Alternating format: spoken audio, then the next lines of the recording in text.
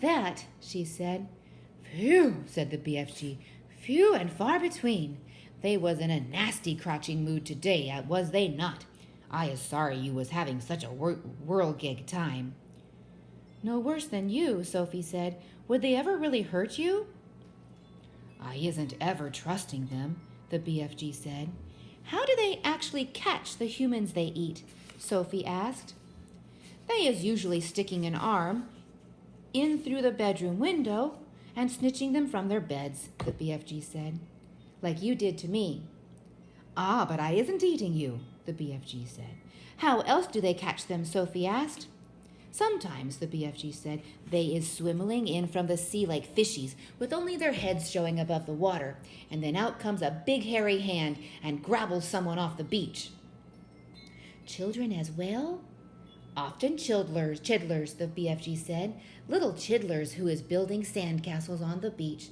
That is who the swimming ones are after. Little chidlers are not so tough to eat as old grandmamas, so says the child-chewing giant. As they talked, the BFG was galloping fast over the land. Sophie was standing right up in his vest pocket now and holding on to the edge with both hands. Her head and shoulders were in the open, and the wind was blowing in her hair. How else do they catch people? She asked. All of them is having their own special ways of catching the human being, the BFG said. The meat-dripping giant is preferring to pretend he is a big tree growing in the park. He is standing in the park in the dusky evening, and he is holding a great big branches over his head, and there he is waiting until some happy families is coming to have a picnic under the spreading tree. The meat-dripping giant is watching them as they lay out their little picnic, but in the end, it is the meat dripper who is having the picnic. It's too awful, Sophie cried. The gizzard-gulping giant is a city lover, the BFG went on. The gizzard-gulper is lying high up between the roofs of the houses in the big cities. He is lying there snuggy as a sniggler and watching the human beings walking on the street below. And when he sees one that looks like it has a whopsy good flavor, he grabs it. He is simply reaching down and snitching it off the street like a monkey taking a nut. He says it is nice to be able to pick and choose what you is having for your supper. He says it is like choosing from a menu. Don't people see him doing it? Sophie asked. Never is they seeing him. Do not forget it is dusky dark at this time. Also, the gizzard gulper has a very fast arm. His arm is going up and down quicker than Squinkers. But if all these people are disappearing every night, surely there's some sort of an outcry, Sophie said. The world is a whopping big place, the BFG said. It has 100 different countries. The giants is clever. They is careful not to go skididdling off to the same country too often. They is always switch-fiddling around. Even so, Sophie said.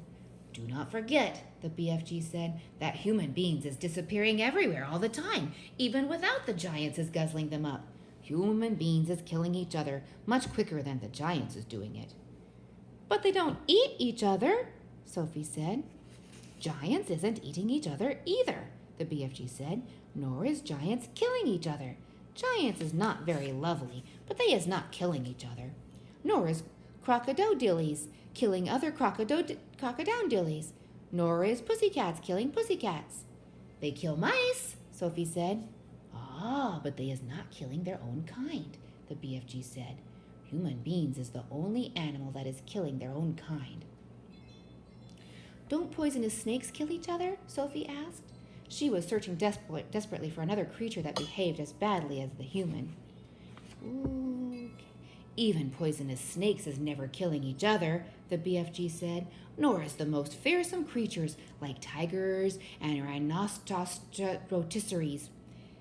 None of them is ever killing their own kind. Has you ever thought about that? Sophie kept silent.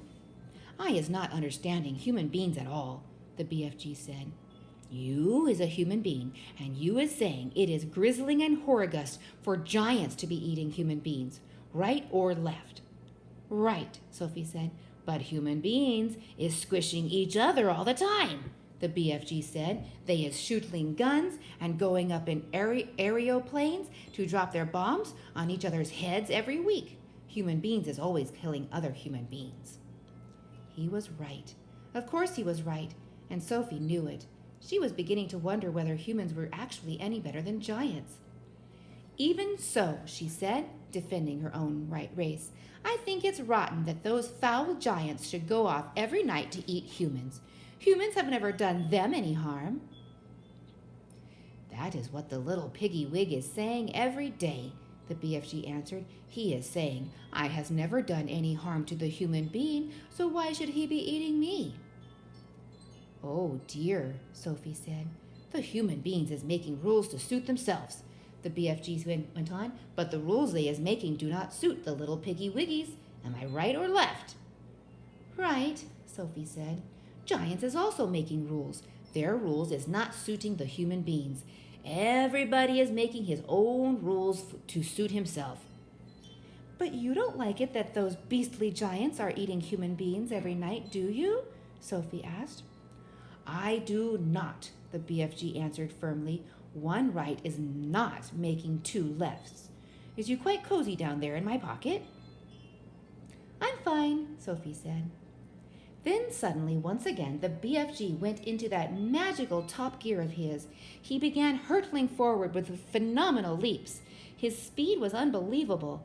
The landscape became blurred, and again Sophie had to duck down out of the whistling gale to save her head from being blown clean off her shoulders.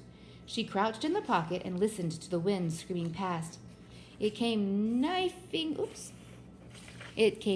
in through the tiny peephole and whooshed around her like a hurricane. But this time the BFG didn't stay in top gear long.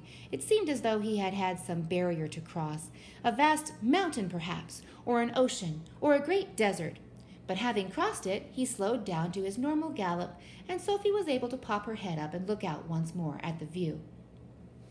She noticed immediately that they were now in an altogether paler country. The sun had disappeared above a film of vapor. The air was becoming cooler. The land was flat and treeless, and there seemed to be no color in it at all.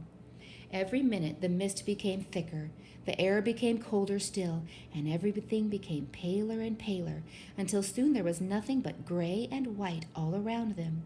They were in a country of swirling mists and ghostly vapors. There was some sort of grass underfoot, but it was not green. It was ashy gray. There was no sign of a living creature, and no sound at all except for the soft thud of the BFG's footsteps as he hurtled on through the fog. Suddenly he stopped. We is here at last, he announced. He bent down and lifted Sophie from his pocket and put her on the ground. She was still in her nightie and her feet were bare. She shivered and stared around at her at the swirling mists and ghostly vapors. Where are we? She asked. We is in dream country, the BFG said. This is where all dreams is beginning.